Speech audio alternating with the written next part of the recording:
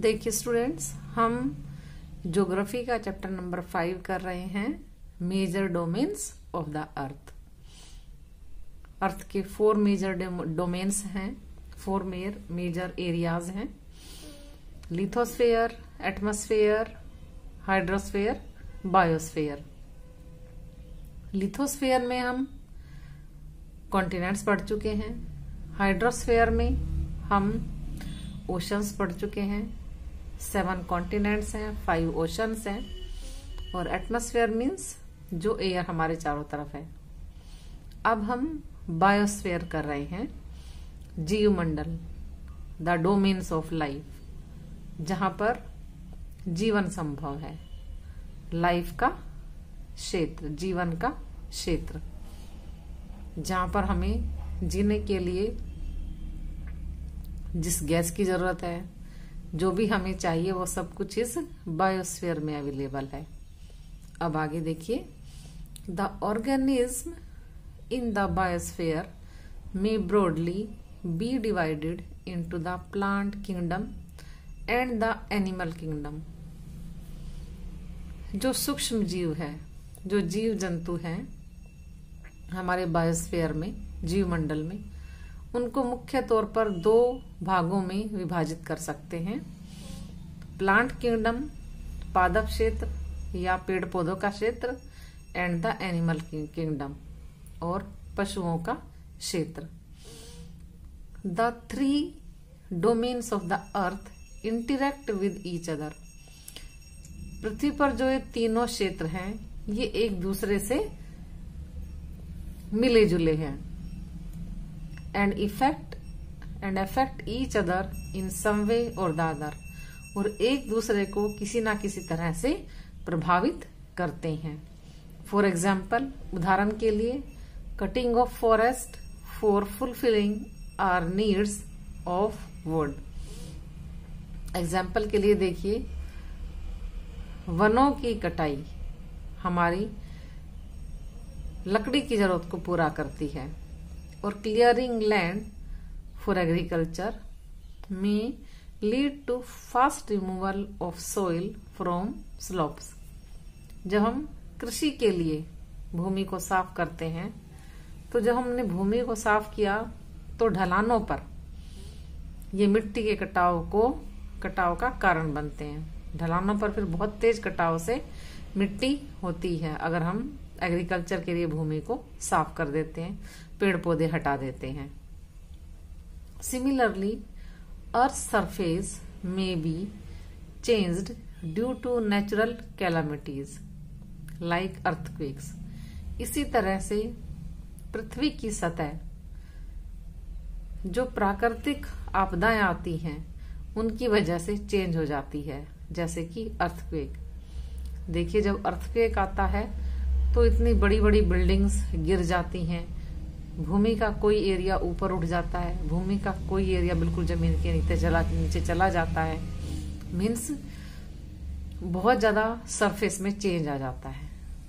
For example के लिए, there could be submergence of land, means मिट्टी या भूमि मर्ज हो जाती है, जमीन के नीचे चली जाती है, as happened in the case of tsunami recently.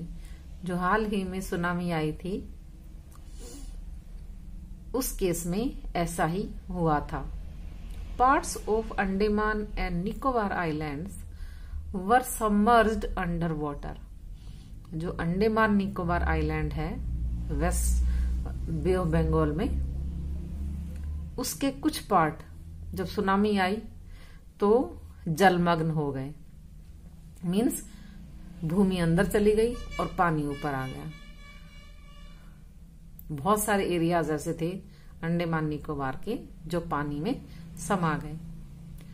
Discharge of waste material into lakes and rivers makes the water unsuitable for human use. जो वेस्ट मटेरियल है, जो हम वेस्ट मटेरियल को झीलों में डालते हैं, नदियों में डालते हैं, ये पानी को अनुपयुक्त बनाते हैं। यानी कि जो सही होता है पानी हमारे लिए, वो फिर सही नहीं रहता है, हमारे यूज के लिए नहीं रहता है। It also damages other forms of life, और ये दूसरे जीव जंतुओं को भी नुकसान पहुंचाते हैं। क्योंकि अगर हम नदियों में, झीलों में कूड़ा करकट डालेंगे तो वो गंदगी होगी और हार्मफुल केमिकल्स होते हैं उनमें, और वो हार्मफुल केमिकल्स जो समुद्री जीव हैं, जो जल में रहने वाले जीव जंतु हैं, उनके लिए बहुत हार्मफुल होते हैं। तो इस वेस्ट मटेरियल से उनकी डेथ हो जाती है। आगे देखिए, इमिशन फ्रॉम इंडस्ट्रीज, जो हमारी फैक्ट्रियों से कूड़ा करकट निकलता है, हार्मफुल गंदगी निकलती है, जो thermal power plants and vehicle, जो थर्मल पावर प्लांट्स हैं, बड़े बड़े प्रोजेक्ट हैं, और जो व्हीकल्स हैं, पोल्यूट द एयर, ये एयर को दूषित करते हैं।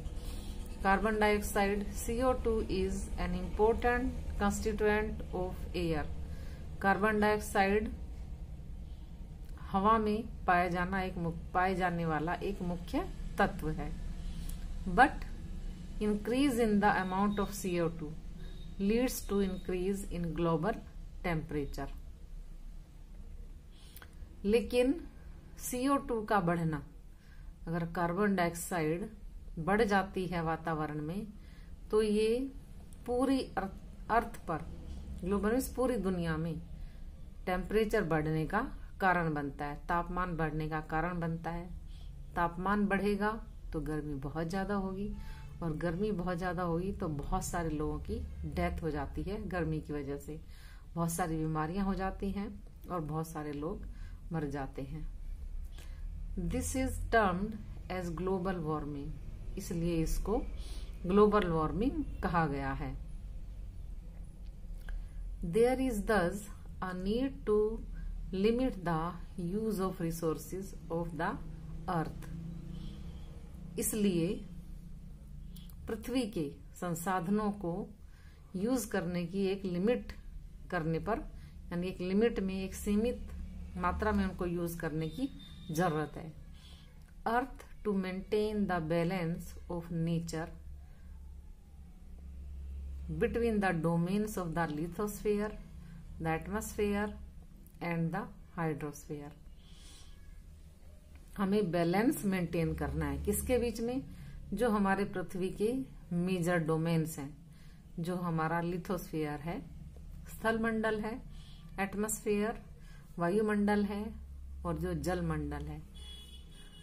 इन तीनों में हम एक बैलेंस, संतुलन करें, और जो ये संसाधन हमें लिथोस्फीयर पे मिले हैं, एटमॉस्फेयर से मिले हैं, हाइड्रोस्फीयर से मिले हैं, जो भी संसाधन मनुष्य को मिले हैं, उनको हम सीमित मात्रा में उपयोग करें और अपनी अर्थ को बचाएं।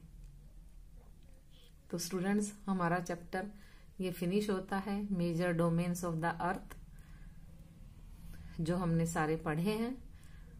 और इसमें स्पेलिंग्स वगैरह काफी डिफिकल्ट हैं, आप इनको लर्न कीजिएगा, और जो भी क्वेश्चन आंसर्स दिए जाते हैं उनको लिख कर लर्न कीजिएगा विद स्पेलिंग। तो अभी हम इसको यहीं खत्म करते हैं।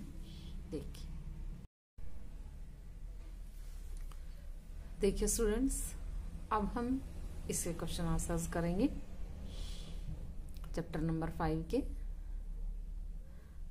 क्वेश्चन नंबर 1 देखिए, what are the 4 major domains of the earth? पृथ्वी के 4 मुख्य क्षेत्र कौन कौन से हैं? Answer, the 4 major domains of the earth are: number 1 lithosphere, area of land, जो जमीन का एरिया है। Number 2 hydrosphere, area of water. Number 3 atmosphere, area of air. Number 4 biosphere, area of life. तो ये हमारे 4 मेजर डोमेन्स हैं। Question number 2, name the major continents of the earth. हमारे जो मुख्य कॉन्टिनेंट्स हैं कौन कौन से, उनके नेम बताइए। देयर आर 7 मेजर कॉन्टिनेंट्स, 7 मुख्य महाद्वीप हैं। Number 1 Asia, Europe, Africa, north America, south America, Australia, Antarctica. ये 7 हमारे मेजर कॉन्टिनेंट्स हैं। क्वेश्चन नंबर 3 देखिए, name the 2 continents that lie entirely in southern hemisphere. ऐसे 2 कौन से कॉन्टिनेंट हैं जो पूरी तरह से दक्षिण गोलार्ध में पड़ते हैं। Answer Australia and Antarctica. Question number 4, name the different layers of atmosphere. Atmosphere की जो विभिन्न परतें हैं उनके नेम बताइए। Answer the main layers of atmosphere are, जो मुख्य लेयर है एटमॉस्फेयर की वो हैं troposphere, stratosphere, mesosphere, thermosphere and exosphere. ये 5 लेयर्स हैं हमारे एटमॉस्फेयर की, जो कि हमने पिक्चर में भी देखा था, जो बुक में डायग्राम दिया गया है उसमें दिखाई गई है।